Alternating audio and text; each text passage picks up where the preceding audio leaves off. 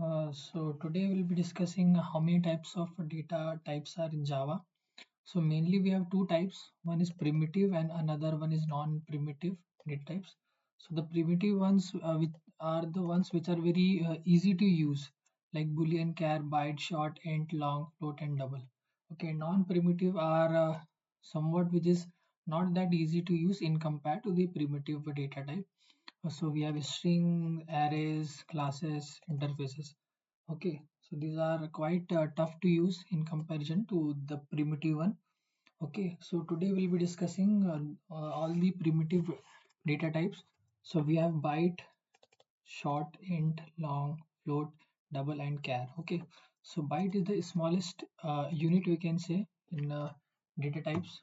So the value range of a byte is from minus 20 or 128 to plus 127. Okay, we can specify it like this: byte a equals to 10, byte b equals to minus 20.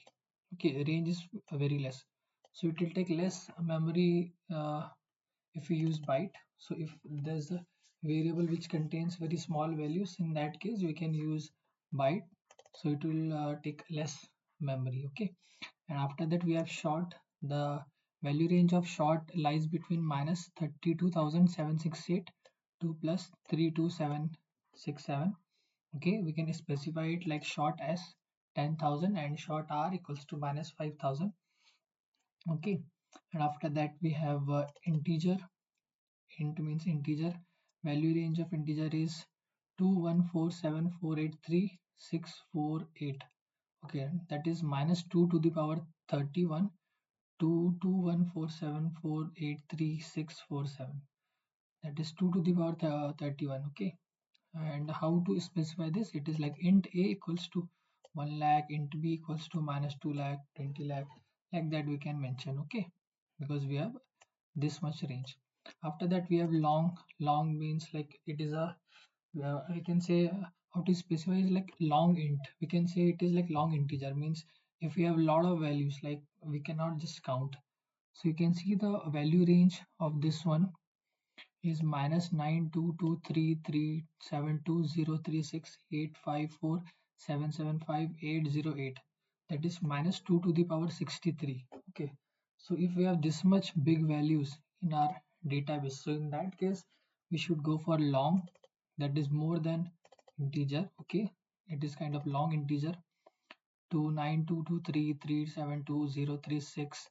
Okay, 8547, that is 2 to the power 63.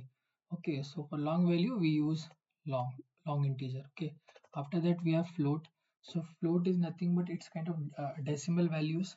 Float and double, these two are decimal values in Java, which contains decimal value.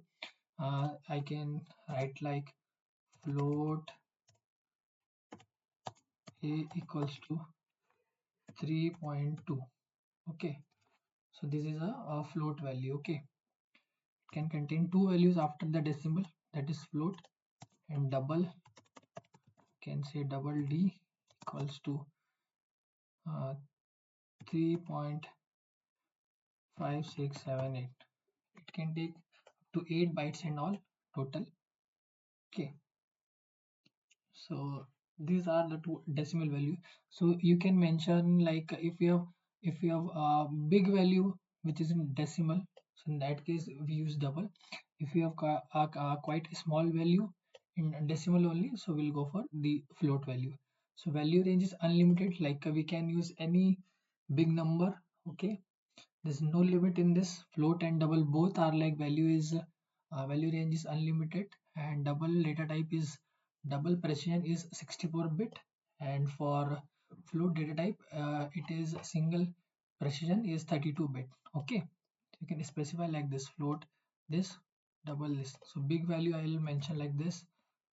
In this also big values we can mention. Okay, but double is you can say quite contains 8 byte and float contains 4 bytes. We can mention like this. And we next we have char. Char is having value range between this or this. That means what we can see like it is char we use for a single character. Okay, if we If you have suppose single character, if you want to specify in this letter is a variable which contains only one letter, that is A. So only single letter can come into a char. Okay, char contains only single letter. Next, I can specify like char B equals to contains value B. So this character B, this is a variable name. Okay, which contains this value, only one character. If we'll give like this, it will not be correct. Okay, so only one character it will take. So these are the primitive data types we have, which are very easy to use and easy to apply in our program. Okay, there's no tricks and all. There's no, it's not that tough to use them. Very easy. Okay, just specify the name of the variable and what is the type. Okay, this is the variable name, this is type, and this is the value. Okay, very easy to use. But for non-primitive data type, we have string arrays and classes and interface, which is quite not easy to use. Okay, so that we'll cover in the next session. Okay, thank you.